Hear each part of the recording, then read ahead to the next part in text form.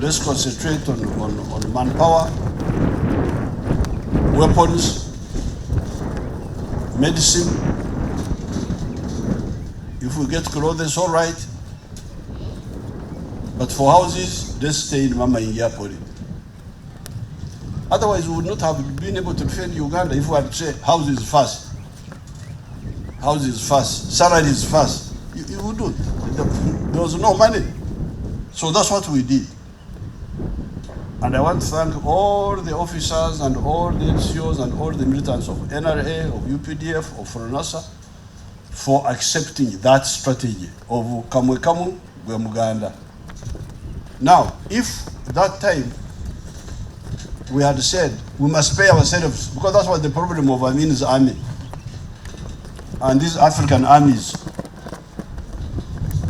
If they had, because when we fought with Idi Amin had an army of 20,000.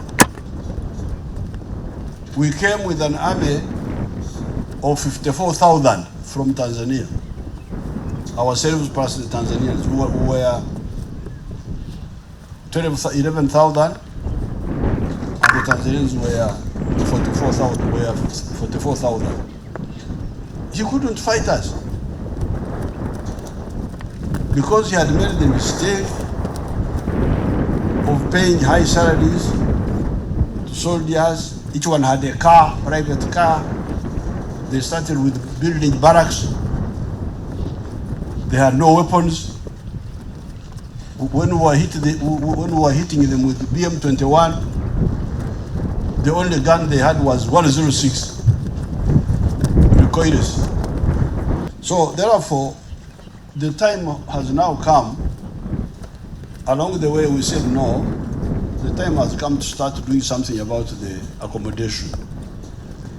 We have been handling food, clothes, and weapons for soldiers.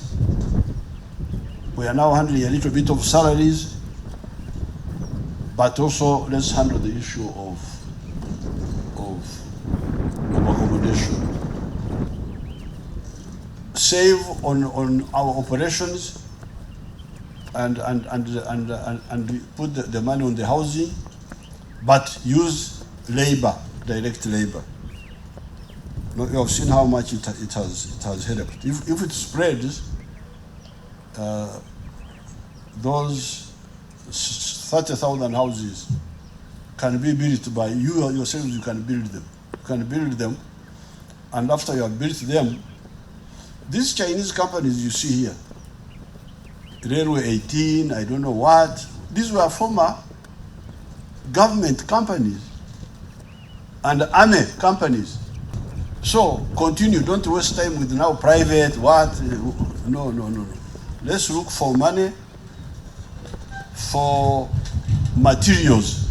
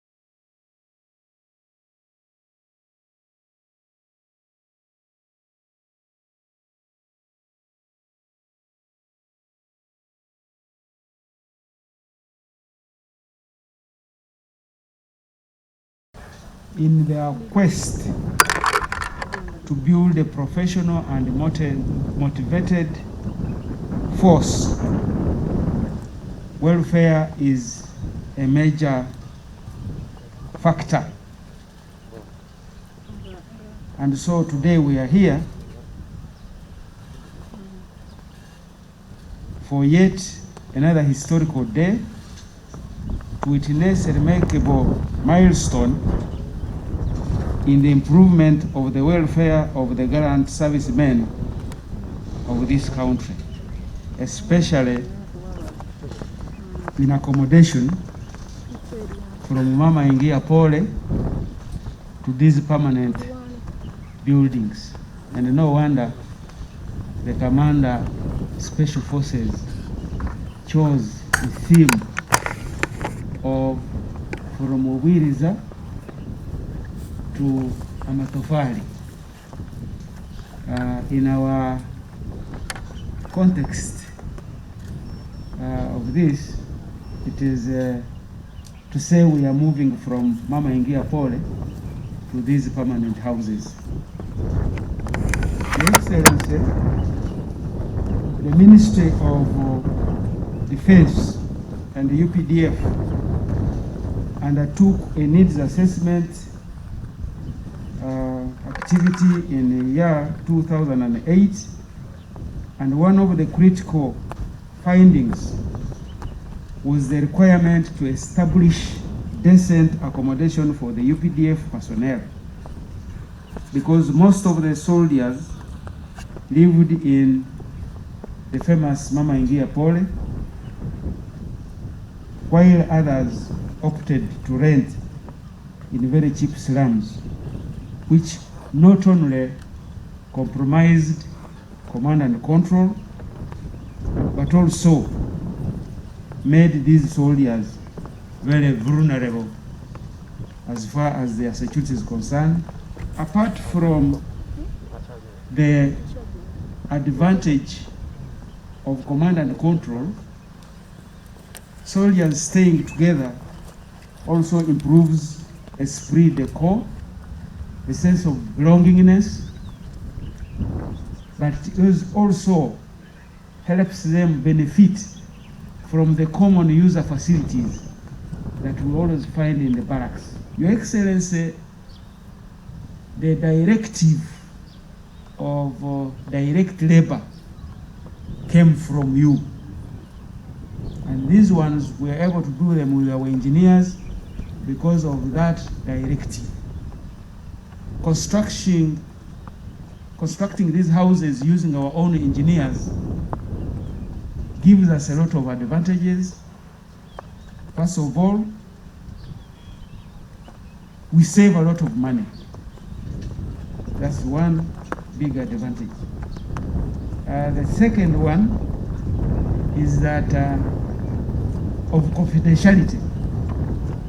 Well, when you bring contractors, you give them the master plan, they know where each and everything you're constructing here is.